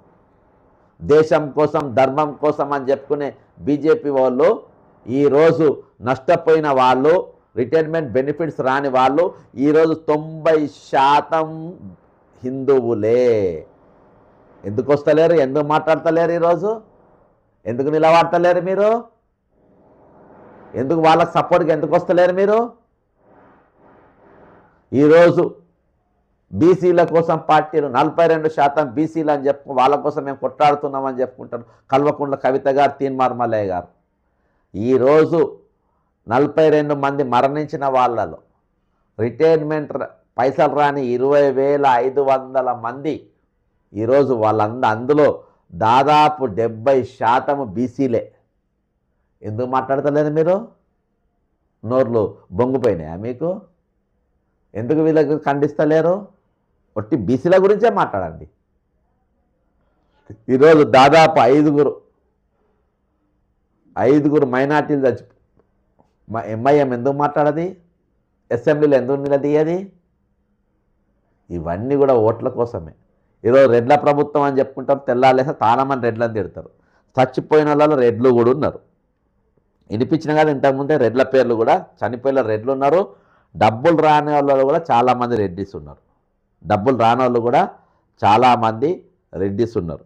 మరి వాళ్ళ పరిస్థితి ఏంది? ఈరోజు చాలామంది ఇబ్బందులలో ఉన్నారు, పైసలు లేకున్నారు, కిరాయిలలో కిరాయి ఈఎంఐలు కట్టకుండా పైసలు కోల్పోయిన రెడ్లలో ఉన్నారు. ఎందుకు మాట్లాడతలేరు ఈరోజు? రేవంత్ రెడ్డి గారైనా ఏదైనా రెడ్డి అని చెప్పుకుంటావు కదా. ఈరోజు చచ్చిపోయిన వాళ్ళల్లో కూడా రెడ్ల పేర్లు ఉన్నాయి. అర్థమైందా? మీరు ఎందుకు నోళ్ళు తెరుస్తలేరు ఈరోజు? కాబట్టి ఇవన్నీ కూడా మీ రాజకీయాల కోసం, మీ పబ్బం కోసం, మీరు దీనికోసమే ఈరోజు మీరు మాట్లాడుతుంది. కొండేటి సోమిరెడ్డి గారు రిటైర్డ్ హెడ్ మాస్టర్ గారు చనిపోయారు. అర్థమైందా? ఈరోజు చాలామంది ఈరోజు నాకు టచ్లో ఉన్న వాళ్ళు, డబ్బులు రాకున్న వాళ్ళు చాలామంది ఉన్నారు. కాబట్టి వీళ్ళకు ఈరోజు క్యాస్ట్, కమ్యూనిటీ, రిలీజియన్ అని ఏది లేదు. ఈరోజు వీళ్ళు వాళ్ళ డబ్బును దోచుకోవాలి, వాళ్ళ ధనాన్ని దోచుకోవాలి. అదే వీళ్ళ టార్గెట్. అర్థమైందా? ఇలా దొంగలందరూ ఒకటే. ఇక్కడ రెండే కులాలు, రెండే మతాలు నడుస్తున్నాయి తెలంగాణలో. ఒకటి దోపిడీ చేసే వర్గం కులం, దోపిడీ గురే కులం, రెండేది. ఇలా మతం ఏంటంటే ఈరోజు సామాన్య మానవుని దోసుకునే ఒకటి, ఈరోజు వాళ్ళకు సపోర్ట్గా వాళ్ళు సపోర్ట్ చేసేది ఒకటి. ఇది తప్ప వేరే ఏం లేదు. తక్కినవన్నీ కూడా రాజకీయాల కోసమే, తక్కినవన్నీ కూడా మీ డబ్బుల కోసమే, తక్కినవన్నీ కూడా ఈరోజు మీ స్వలాభం కోసమే. ఒట్టి ఎజెండాలు. తెలంగాణ ప్రజలు అప్రమత్తంగా ఉండాలి కొన్ని విషయాలలో. మీరు సెంటిమెంట్లకి, ఎమోషన్స్కి పోకండి. వాస్తవికలు ఏందో తెలుసుకునే ప్రయత్నం చేయాలి. ఈరోజు ఐఏఎస్ ఆఫీసర్లకు వచ్చే వరకు ఇవన్నీ ఉంటాయంట. కాబట్టి ఈరోజు కామన్ మ్యాన్కి పోయేటప్పుడు ఏముంటాయంట? ఓటు ఆర్డర్ నిన్న దినాన ఇస్తే మధ్యరాత్రి డేట్ మారకుంటుండడానికి మధ్యరాత్రి జీవో తీసిన దొంగలు వీళ్ళు. మధ్యరాత్రి ఈరోజు రిటైర్మెంట్ అయిన ఆఫీసర్ మధ్యరాత్రి 2 జరిగినాయి వారణాలలో. రాజాసాబ్ టికెట్లది ఒకటి మధ్యరాత్రి, ఇంకోటి డేట్ మారకముందు కల్వకుంట్ల కవిత ఒక రాజీనామాను ఆమోదిస్తారు. ఎందుకు? రిటైర్మెంట్ అయిన ఎంప్లాయీస్ది మనం ఆ రోజు ఆమె సంతకంతో లెటర్ దొరకబట్టినాం కాబట్టి రిటైర్మెంట్ ఎంప్లాయీస్ వాయిస్ అనేది పబ్లిక్లో పోకుండా మీడియా కవరేజ్ రాకుండా ఈరోజు ఎవరు మాట్లాడకుండా ఉండడానికి ఇది చేసింది. ఆమె మధ్యరాత్రి 11:30కి ఆమెది ఆమోదిస్తారు. మన నరసింహచార్యులు గారు ఎవరు అసెంబ్లీ సెక్రటరీ, ఆయన రిటైర్డ్ అయిన వ్యక్తే. అసెంబ్లీలో ఏం మాట్లాడాలో ఏందో ఆయన రాసిస్తారంట ఎవరేం మాట్లాడాలో. ఈరోజు పట్ట పగలు అందరు చూస్తున్నాగా, ప్రపంచం అంతా చూస్తున్నాగా ఈరోజు బాజాప్తా ప్రజాస్వామ్యం కూని అవుతూ ఉంది. ప్రజాస్వామ్యం పైన దాడులు జరుగుతూ ఉన్నాయి. ప్రజాస్వామ్యాన్ని ఈరోజు స్వేరావిహారం చేస్తుండ్రు. కామన్ మ్యాన్ కొరకు ప్రజాస్వామ్యం పనిచేసి కోర్టుల జడ్జిమెంట్లు పనిచేయాయి. వాళ్ళకు వాళ్ళ ప్రాణాలంటే విలువ ఉండదు, వాళ్ళకు హ్యూమన్ రైట్స్ అంటేది ఈరోజు పూర్తిగా వయలేట్ అయిపోతుంది. కానీ ఐఏఎస్ వాళ్ళకు వచ్చే వరకు మేము కోర్టుకు పోతాం, మాకు ఎథిక్స్ ఉన్నాయి, మాకు మారల్స్ ఉన్నాయి, మాకు డెమోక్రసీ ఉంది. ఇవన్నీ మీ దగ్గరకు వచ్చే వరకు, పెద్దవారికి వచ్చే వరకు మీడియా కామన్ మ్యాన్ పైన మీడియా మాట్లాడకుండా ఈరోజు 43 మంది చనిపోయిన ఈరోజు టీవీలలో చర్చలు ఉన్నాయి, పత్రికలలో కథనాలు ఉన్నాయి. కానీ మీకు మీడియా పైన మీ గురించి రాస్తే మాత్రం ఈరోజు మీడియా ఎథిక్స్ పోయినాయి, మారల్స్ పోయినాయి. ఈరోజు జర్నలిజం యొక్క ఎథిక్స్ ఫాలో అవుతలేరు. వా ఏమని ఉందా సార్? కాబట్టి మేము ఏం చేసినా మాట్లాడతాం, ఏం చేసినా నడుస్తుందనంటే this is not at all correct. Faheem గారి కుటుంబానికి నెమ్మది భగవంతుడు దయచేయాలని కోరుకుంటున్నా. దేవుడు వాళ్ళ కుటుంబానికి ఆదరణ దయచేయాలని కోరుకుంటున్నా. చివరిగా ఉన్న కామెంట్స్ చదువుతా. దయచేసి ఈ వీడియో షేర్ చేయండి. ఇది మీరు కామెంట్ చేయండి. మీరు వాళ్ళు రిపోర్టింగ్లు కొడుతూ ఉన్నారు, మన లైవ్ నడుస్తూ ఉంటే రిపోర్ట్ కొడుతూ ఉంటే ఏమవుతుందంటే ఇది రీచ్ తక్కువైతూ ఉంటుంది. ఆ పని మీద ఉంటుండ్రు. నమస్తే సార్, నమస్తే సార్, నమస్తే నో సార్. పరిపాలన బంద్ చేసి ప్రాజెక్టు చేస్తున్నారు. ఒక్క నిమిషం, నేను చాలా ఇంపార్టెంట్ పాయింట్ మర్చిపోయినా. ఇంట్లో ఇవన్నిటిపైన కలిపి నేను అడ్వకేట్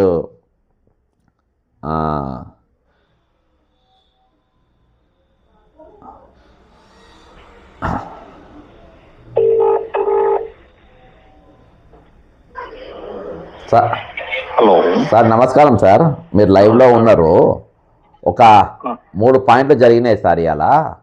రామకృష్ణారావు గారు ఆయన ఒక ఐఏఎస్ అసోసియేషన్ పెట్టిండు.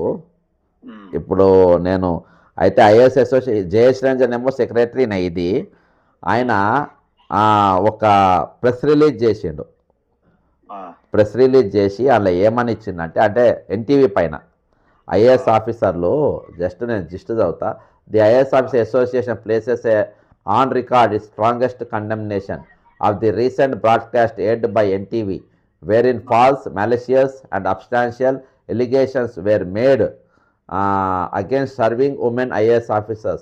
The broadcast irresponsibility attempted to malign these officers through baseless institutions and by casting aspirations on the legitimacy of their official postings. ఇది ఒకటి, వెంటనే బేషరత క్షమాపణ చెప్పాలి అనేది వార్నింగ్ ఒకటి ఇచ్చిండ్రు. నంబర్ 1. రెండవది ఏంటంటే, ఇవాళ 43వ నంబర్ నైట్ చనిపోయింది సార్. 43వ నంబర్ రిటైర్డ్ ఎంప్లాయీ.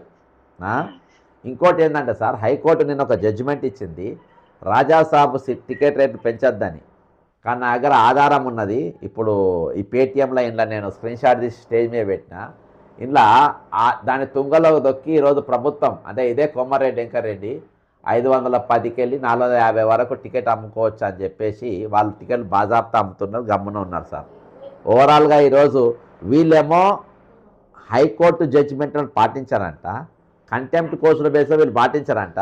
వీళ్ళ మనోభావాలకు వచ్చే వరకు మేము ఏది ఈ కేసు వేస్తారంట, ఏంది మన పరువు నష్ట దావా మాత్రం వీళ్ళు హైకోర్టుకి వేస్తారంట. వీళ్ళకి ఎథిక్స్ ఉంటాయంట, మారల్స్ ఉంటాయంట. ఇక తక్కిన వాళ్ళ ప్రాణాల విలువ లేదంట సార్. సార్ మీరేం చెప్తారు సార్ దీని మీద? మంచి ప్రశ్నలు వేశారు మీరు. మీరు ఏదో ఒకటి లైవ్ చేస్తున్నప్పుడే నేను పొద్దున మీకు 2-3 సార్లు ట్రై చేశాను. నా దృష్టికి కొన్ని ఇష్యూస్ వచ్చినాయి. చెప్పండి సార్, పర్లే. ఇప్పుడు అదే రిటైర్డ్ వాళ్ళకి సంబంధించి లైవ్లో ఉన్నారు ఇప్పుడు మీరు. అదే దానికి అన్ని చెప్తా నేను. ఆ, నేను చెప్తే మా మిత్రులు కొలీగ్స్ కూడా రిటైర్ అయినారు, ఫైల్స్ ఈఎన్సీల పెండింగ్ లో ఉన్నాయి, ఆ, ఇంకా క్లియరెన్స్ రాలేదు, ఆ, మీ సలహా సూచనలు ఏమని అడిగారు నన్ను. ఆ, అడిగితే ఆ, ఇక మీ వాటికి వివరణ ఇస్తూ దీనికి కూడా సమాధానం చెప్తా. ఆ, అయితే నేను ఈ పెండెన్సీ ఇప్పుడు ఇవన్నీ ఉన్నాయి అంటున్నారు కదా, ఆ, ఈ వారికి సలహా ఇచ్చాను రిటైర్డ్ ఉద్యోగస్తులకి. ఆ, ఈ ఇష్యూ మీద బక్కా జయసన్ గారు చాలా పర్ఫెక్ట్ గా మూవ్ అవుతున్నారు, ఆ, వారి దగ్గర అంతా రికార్డు ఉంటుంది, ఉమ్, వారు కూడా కోర్టులలో హైకోర్టులో రిట్లు ఇచ్చినారు, దాని మీద జడ్జిమెంట్ ఆర్డర్లు వచ్చినాయి, కాంటెంప్ట్ ప్రొసీడింగ్స్ ఉంటున్నాయి, ఆ, ఇవన్నీ ఉన్నాయి. ఆ, దీంట్లో కాంటెంప్ట్ ప్రొసీడింగ్స్ మీద హైకోర్టు వారు తక్షణమే రియాక్షన్ ఉండాలి యాజ్ పర్ లా. ఆ, మరి అది ఎందుకు అట్లా జరుగుతుందో ఆ, నాకు అర్థం కావటం లేదు. ఉమ్, ఎందుకంటే దీనికి ఇంటర్లింకే కూర్చుంది ఏదైతుందో పరువు నష్టం ఇవన్నీ అంటున్నారు కదా, ఉమ్, ఫస్ట్ హైకోర్టు కంటెంప్ట్స్ మీద చర్యలు తీసుకోవాలి. ఉమ్, అది స్టాండ్ అయితే అన్ని సమస్యలు పరిష్కారం అవుతాయి. ఉమ్, రెండో ఇష్యూ, ఉమ్, దీనికి ఇప్పుడు మా బార్ కౌన్సిల్ కు ఎలక్షన్స్ జరుగుతున్నాయి, ఉమ్, బార్ కౌన్సిల్ ఆఫ్ తెలంగాణ. ఆ, నా వ్యక్తిగత అభిప్రాయం నేను చెప్తా ఉన్నా, అది కూడా సక్సెస్ కావచ్చు అనుకుంటున్నా. ఆ, ఓ కొత్త బాడీ ఏర్పడిన తర్వాత ఆ, మీ ద్వారా ఆ, రిటైర్ అయిన సంఘాలు వాళ్ళ యొక్క వినతులు అంత రికార్డులు, ఎన్హెచ్ఆర్సీలు వేసిన ఆర్డర్స్ ఉమ్, ఇవన్నీ ఉన్నాయి కదా మీ దగ్గర, ఉన్నాయి సార్.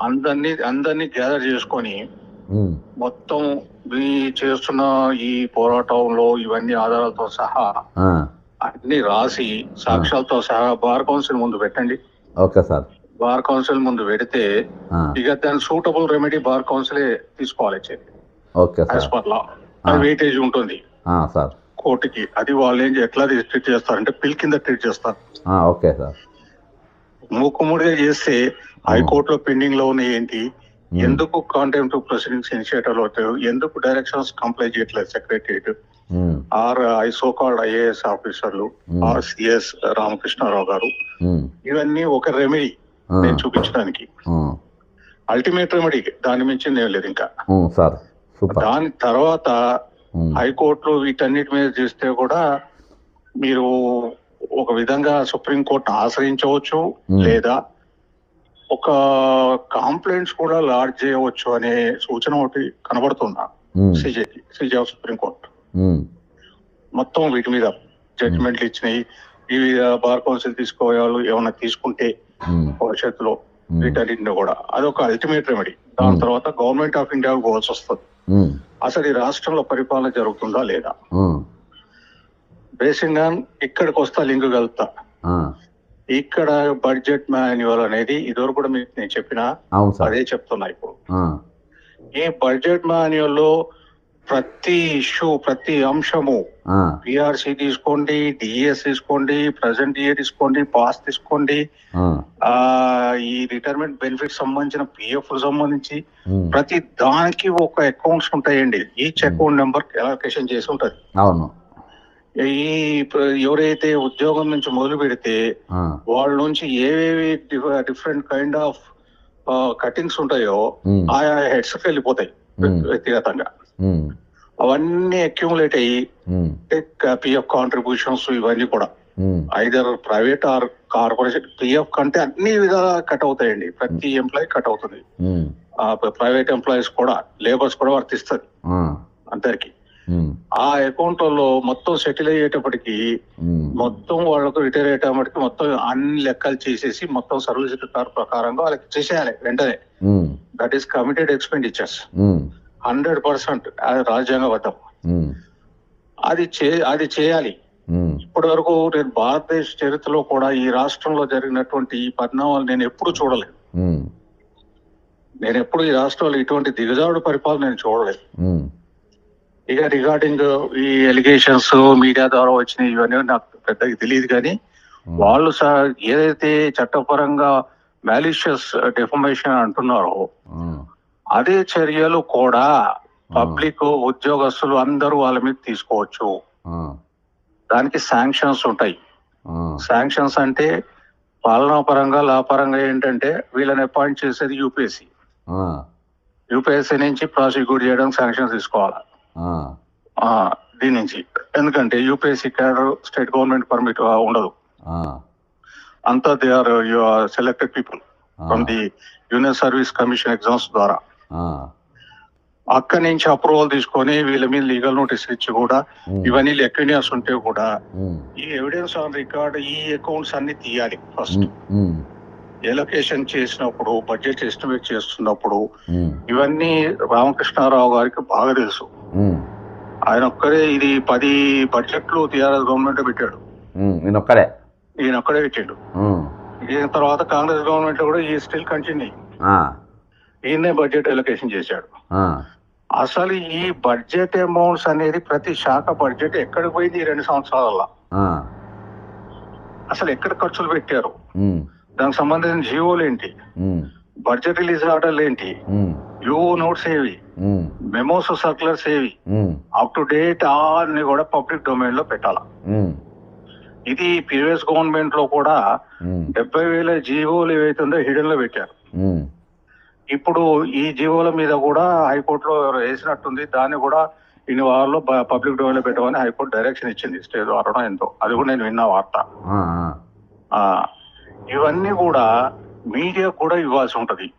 ఎవరెవరు దేని కింద పైసలు రిలీజ్ చేశారు, జీవోలు ఇష్యూ చేశారు, కింద ఎవరు ప్రిన్సిపల్ సెక్రటరీస్ ఎవరు, వాళ్ళ పేర్లు కూడా రావాలి డిస్క్రిప్షన్స్ తో పాటు. అవన్నీ పెడితే దాని ప్రకారము మీరు కానీ ఆర్టీ యాక్టివిటీస్ కానీ దాన్ని పట్టుకొని పత్రికా ముఖంగా అడగవచ్చు ఇన్ఫర్మేషన్. అదంతా బడ్జెట్ ఎలొకేషన్ చేసిందే. ఇక్కడ ఏంటంటే వీళ్ళు జనాలకి ఎవరికి తెలియదు ఇది బడ్జెట్ అంటే. బడ్జెట్ ఎస్టిమేట్స్ ని చూపిస్తున్నారు. Budget estimate is different than voting budget.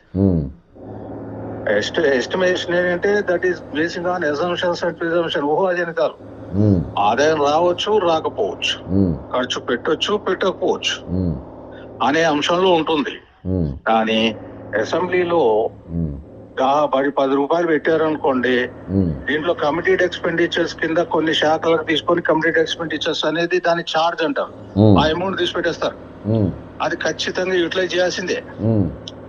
అది మీరు కేబినెట్ మినిస్టర్స్ కావచ్చు, గవర్నర్ కావచ్చు, ఎలక్షన్ కమిషన్ కావచ్చు, జిఏడి కావచ్చు, మినిస్ట్రీ, కేబినెట్ మినిస్ట్రీ కావచ్చు, ఇంకా 6-7 శాఖలు ఉన్నాయి ఇట్లా. వాటికి అవన్నీ కమిటెడ్ ఎక్స్పెండిచర్స్ అవి.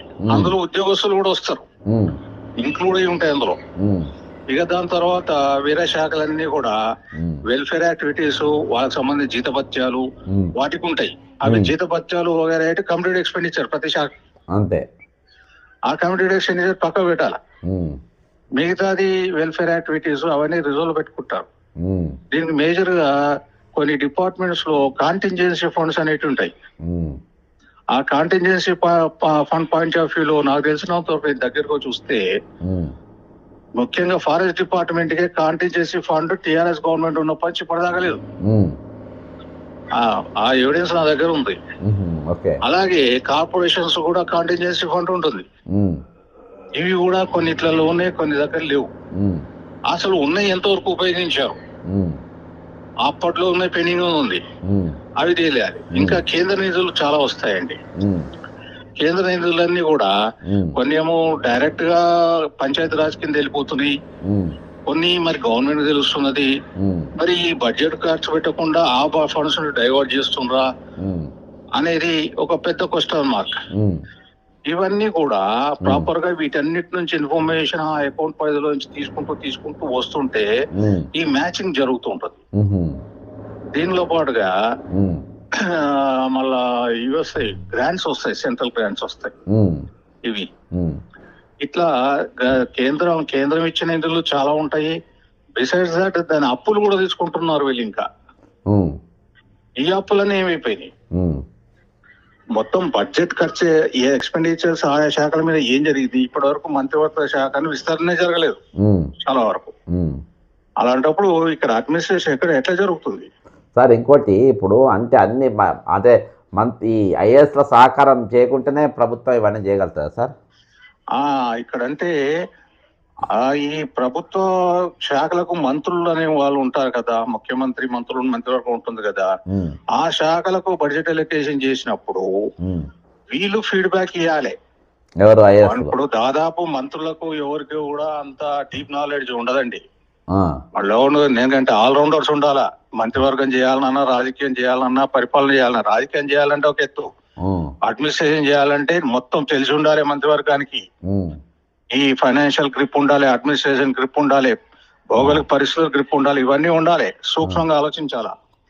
వాటిని బేస్ చేసుకొని ఈ పైసల యొక్క ఏదైతే ఉందో వీళ్ళందరూ depend on IAS cadets, UPS cadets మీద ఆధారపడి ఉంటారు. సార్ ఇంటరప్ట్ చేస్తున్నా. ఇప్పుడు కమిటెడ్ బడ్జెట్, కమిటెడ్ ఎక్స్పెండిచర్ అంటే అమౌంట్, ఈ కమిటెడ్ ఎక్స్పెండిచర్లో ఆ పైసలు అంటే ఏవైతే జీతభత్యాలు కానీ, ఇప్పుడు రిటైర్మెంట్ బెనిఫిట్స్ కానీ, పిఆర్సీ కానీ, డిఏలు కానీ, కమిటెడ్ ఇవన్నీ, ఈ కమిటెడ్ డాలి మళ్లించడానికి ఐఏఎస్ల సహకారం లేని, సూచనలు లేని మంత్రులు చేయగలుగుతారు సార్? ఇక దానికి కూడా సమాధానం చెప్తా. ఇక్కడ ఈ ఉద్యోగస్తుల ఏవైతే ఉన్నాయో ప్రతి శాఖలోకి సంబంధించిన ఉద్యోగస్తులు ఉంటారు. వాళ్ళకు ఆ శాఖకి ఎలకేట్ చేసినటువంటి బడ్జెట్ లోనే ఉద్యోగాలు కలిసి ఉంటాయి, ఉద్యోగ జీతాలు కలిసి ఉంటాయి. అందులో అవన్నీ ప్రతి నెల జీతంలో పోయేటప్పుడు అవన్నీ డిడక్ట్ అయ్యి కన్సర్న్ అకౌంట్స్ వెళ్ళిపోతుంటాయి. అవి వెళ్ళిపోతుంటాయి ఆటోమేటిక్ గా.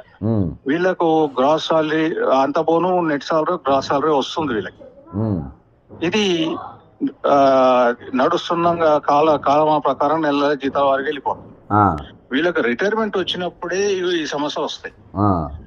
ఈ సమస్యలు వచ్చినప్పుడు ఫస్ట్ ఆఫ్ ఆల్ నేను చెప్పిన ఏ అకౌంటింగ్ నెంబర్స్ ఉన్నాయో ఆ అకౌంట్స్ లలో ఈ అమౌంట్స్ అన్ని ఆ ఉద్యోగస్తులు అన్ని కూడా డిజిఎస్ కానీ, పిఆర్సీ సంబంధించి కానీ, పిఎఫ్ సంబంధించి కానీ జమ అయి ఉండాలి. ఆ జమ అనే లెక్క మొత్తం తీయాల్సి వస్తుంది. ఎందుకంటే కొన్ని లక్షలు చెప్తున్నారు, మీరు చూసే వీడియోల ప్రకారం చూస్తుంటే నేను ఆ ఫండ్స్ అన్ని ఐఏఎస్ లకు కానీ వీళ్ళకి తెలియకుండా ఎక్కడా జరగదు. అంతేగా సార్? వాళ్ళకి తెలుసు, పిఎఫ్ ఆఫీస్ ఉద్యోగస్తులకు తెలుస్తుంది. ఈ మొత్తం వీళ్ళు అడ్మినిస్ట్రేటివ్ ఆర్డర్స్ వీళ్ళ కన్సర్న్ జరుగుతుంది. సార్ ఇంకొకటి మీరు అంటుంటే ఒకటి గుర్తొచ్చింది. ఇప్పుడు రామకృష్ణారావు గారు రిటైర్డ్ అయినారు. రిటైర్డ్ అయినాక మళ్ళీ ఆయన కొనసాగించడానికి గల కారణం ఏం సార్? అంటే అర్హులు లేరానా, లేకుంటే ఈయనంత నిజాయితీ పరులు లేరానా? ఇక్కడ ఒకటి ఉందండి, రాజ్యాంగబద్ధంగా వాళ్ళని ఎక్స్టెన్షన్స్ కూడా చేయొచ్చండి. చేయొచ్చు, లిమిటెడ్ పీరియడ్ వరకు చేయొచ్చు, అది గవర్నమెంట్ పాలసీ. ఇక్కడ మోస్ట్ ఇంపార్టెంట్ థింగ్ ఏంటంటే మరి ఈ రిటైర్ సర్వీస్ లో ఉన్న వాళ్లకు ఈ యొక్క బడ్జెట్ సంబంధించి వీటి గురించి అవగాహన ఉన్నాయా లేదా అనేది ఒక ప్రశ్న. ఈయననే ఎందుకు తీసుకుంటున్నారు అనేది రెండో ప్రశ్న. అర్థమైందండి? ఇక్కడ ప్రత్యక్షంగా చూస్తే నేను లోపడిపోయి మీకు ఇంత విషయం చెప్తున్నానంటే ఇది అడ్వకేట్ కు సాధ్యం కాదండి, ఏ అడ్వకేట్ కు సాధ్యం కాదు. ఎందుకంటే ఇది నేను చాలా రీసెర్చ్ చేసే మూడులో పోయినా, నేను చూసినాను ఇవన్నీ. అవునవును సార్. ఇవన్నీ చూసినప్పటికీ నేను ఇంత చెప్పగలుగుతున్నా. అవునవును సార్. ఇవన్నీ చెప్పవలసింది రామకృష్ణారావు గారు ఐఏఎస్ లే చెప్పాలి ఇవన్నీ, లేకపోతే నేను వాళ్ళకి చెప్తా దగ్గర కూర్చొని. ఈవెన్ నేను చెప్తా, ఎందుకంటే సాక్షాత్కారం రావాలి కాబట్టి నేను వెయిట్ అండ్ సీ చూస్తున్నా. మీరు బాగా తెలుసు కదా సార్ రామకృష్ణరావు గారు, శ్రీనివాసరెడ్డి గారు అడ్వకేట్ గారు అంటే. ఎవరండి మీరు? శ్రీనివాసరెడ్డి గారు నోటెడే కదా రామకృష్ణరావుకు? ఏమో తెలియదండి నాకు, ఫేస్ టు ఫేస్ అంతా నాకు. పేరు అంటే ఆర్టీఐ ద్వారానో, పిటిషన్ ద్వారానో? నేను చెప్పాను కదా, మన రాత్రి వీడియోలో చెప్పాను కదా, సెక్రటరీ పేషెంట్ నుంచి ఒక పర్సన్ వచ్చి సెల్ ఫోన్ లో వీడియో తీశారని నాకు ఇన్ఫర్మేషన్ ఉందని. అవునవును, అదే గుర్తు చేస్తున్నా. ఎందుకంటే నేను నిన్ననే పోయినాను కమిషన్ కి. నేను జరిగిన ప్రొసీడింగ్స్ ఏవైతే దాని మీద నేను వేసిన దాని కరస్పాండెన్స్ ఫస్ట్ అప్పీల్ వేసాను కమిషన్ లో. ఎందుకంటే స్టేట్ ఇన్ఫర్మేషన్ లో వేసిన అటెండెన్స్ షీట్స్, నా memo secretary staff finance department ఎండాల్ చేసింది, దాని సర్టిఫికేట్ కాపీ, నేను కోర్టు ప్రకారం ప్రొసీడింగ్స్ లో ఒక ఆర్డర్ మీద ఆర్టీఐ అప్లికేబుల్ కాదు, ఆర్డర్ స్పాట్ చేయని పిటిషన్ కూడా పెట్టని చెప్పా కదా. మరి నేను వేసిన డాక్యుమెంట్స్ 30 రోజులు లోపల పెట్టుకుంటే ఇవ్వకుండా state information commission it self దానికి మీద ఫస్ట్ అప్పీల్ పోవడం అంటే ఇంతకంటే సిగ్గుమాలతనం ఏం లేదు ఇంకా. సార్ ఇప్పుడు నిన్న దినాన అంటే ఇది కూడా ఐఏఎస్లకు తెలియకుండా అయిందా అనేది మీరు ఒకటి చెప్పాలి. ఇది సార్ అది ఇంకోటి నేను చెప్పలేను సార్. అది కాదు సార్, అది కాదు సార్. ఇప్పుడు the Telangana high court on Friday halted the government decision to allow the producers of Prabhas Raja Saab to enhance tickets for week till 18 theatres including multi. High court order ఇచ్చింది ఈ థియేటర్లు టికెట్లు పెంచొద్దని. కానీ నా దగ్గర ప్రూఫ్ ఉంది, టికెట్లు హైక్ చేసి అమ్ముతుందని. ఇప్పుడు హైకోర్టు డైరెక్షన్స్ ఏమిస్తుంది అంటే మీరు ఏదైతే డౌట్స్ రేజ్ చేసిండ్రో దానికి సాక్ష్యాలు కనుక ఉన్నట్టయితే ఆ రికార్డ్స్ ప్రొడ్యూస్ చేయండి అని అడుగుతుంది హైకోర్టు. అంతవరకే పరిధి, అంతే.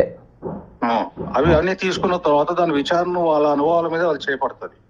ఓకే, అది మీరు కూడా పాయింట్అవుట్ చేయొచ్చు, మీ దగ్గర సాక్ష్యాలు ఉంటే. ఇది ఉంటే ఇది ఓపెన్ పబ్లిక్ డొమైన్ లోనే ఉంది. మన విజయ్ గోపాల్ లేచెండ్ case, activist Vijay Gopal case నేను చూసిన. ఇందాక ఒక మిత్రుడు పంపితే అది స్క్రీన్ మీద పెట్టిన, వాళ్ళు అదే రేట్లలో అమ్ముతుంటారు.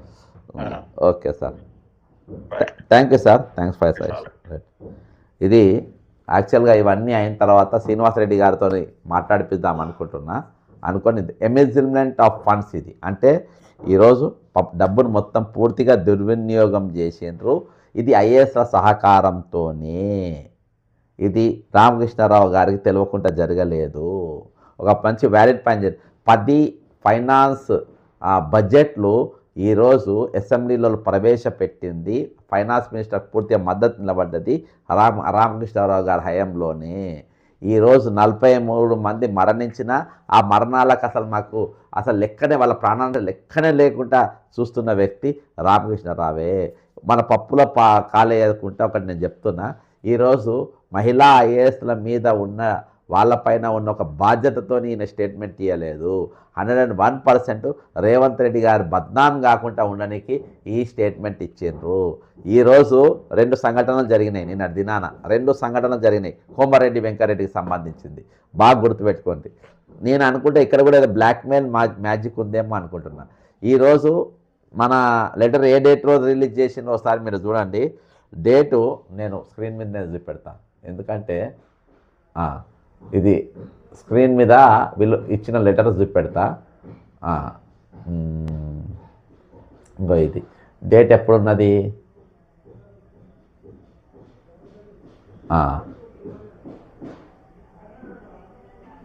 డేట్ వేసిండ్రా దీనిపైన అసలు 9/1/2026 అంటే నిన్నటి డేట్తో ఉన్నది. ఇక టైమింగ్ అంతా నిన్నటి డేట్తోనే ఉన్నది. నిన్నటి డేట్తోనే ప్రభాస్ సినిమాకు రేట్లు పెంచవచ్చు అనేది ఒకటి పెట్టిండ్రు. అర్థమైందా? అంటే కోమారెడ్డి వెంకరెడ్డి గారు ఒక లిట్కు పెట్టవచ్చు, నా దానిపైన ఖండనిప్పియాలి వాళ్ళతోని, ఇస్తే నేను ఈ మెమో రిలీజ్ చేయడానికి ఒప్పుకుంటా. కాబట్టి రాజాసాబ్ సినిమా టికెట్లకు దీనికి రెండింటికి లింక్ ఉన్నది. 2 ఒకటే రోజు రిలీజ్ అయింది. రాజాసాబ్ టికెట్లు పెరిగినాయట, ఇటు దీనిది ఇది పెరిగింది. అంటే ఈ రెండింటిని ముడిపెడి చేసుకొని ఈరోజు నడిపినటువంటి పరిస్థితి. ఈరోజు ఇంతకు మించిన దౌర్భాగ్యం ఏముంది చెప్పండి. ఈరోజు అంటే వెంకరెడ్డి గారు బ్లాక్మెయిల్ చేసిండ్రా? ఇప్పుడు కోమారెడ్డి వెంకరెడ్డి గారు ఈరోజు ప్రభుత్వాన్ని బ్లాక్మెయిల్ చేసినట్ట. ఈరోజు ఆ పైసలు మీరు రిలీజ్ మన ఏది నా దానికి మీరు ఖండనిస్తే, ఈ ఐఏఎస్ ఆఫీసర్ దాని మీద ఖండనిస్తేనే నేను ఈ రేట్లు పెంచడానికి అని చెప్పేసి మీకు ఇస్తా అని చెప్పేసి బ్లాక్మెయిల్ చేస్తే 2 ఒకటే రోజు వెళ్ళినదా అంటే 101% కరెక్ట్ అని అనిపిస్తుంది. ఈరోజు మీరు బాగా అర్థం చేసుకోండి. ఐఏఎస్ ఆఫీసర్లు సంఘము ఖండన దీనిపైన మంత్రులది, వాళ్ళ కోసం వాళ్ళ తరపున కాదు. ఈరోజు వాళ్ళ మీద ఇది కాదు. ఈరోజు మంత్రులను ప్రభుత్వాన్ని కాపాడాలి. కాబట్టి నా పరువు పోకుండా ఉండాలని మీరు ఖండన ఇవ్వాలి. మీ ఖండన ఇస్తేనే నేను టికెట్లు పెంచడానికి పర్మిషన్ ఇస్తా. కాబట్టి ఈ రెండింటికి ముడిపెట్టి ఈరోజు నడిపినటువంటి దుకాణం ఇది. కాబట్టి ఇక ప్రభుత్వం పరిపాలన ఎటుపోతుందనేది అర్థం చేసుకోవాలి. మొత్తానికైతే హక్కులు అనేది కామన్ మ్యాన్కు కాదు. ఈరోజు ఎథిక్స్ అనేది కూడా కామన్ మ్యాన్కు కాదు. అన్నీ వారకే ఉన్నాయి. వాళ్ళ అవసరాలను బట్టి అవన్నీ వాళ్ళు వాడుకుంటారు. ఈరోజు సామాన్య ప్రాణానికి విలువ లేదు, రిటైర్మెంట్ అయిన మనిషికి విలువ లేదు. ఈరోజు వాళ్ళకు ఎథిక్స్, మారల్స్, వాల్యూస్ అనేది ఏముండదు. ఈ పుడింగాళ్ళకే ఉంటుంది. వాస్తవానికి ఏంటంటే వాళ్ళకే ఎథిక్స్, మారల్స్ ఇవన్నీ వాళ్ళకు ఉన్నాయి కాబట్టి ఆ గుండెలు ఆగిపోతున్నాయి. వీళ్ళు అటువంటి ఏం లేకుండా ఈరోజు బ్రహ్మాండంగా ఉంటున్నారు. బిల్లా నంబర్ 42లో జై తెలంగాణ అమరవీరులకు జోహార్.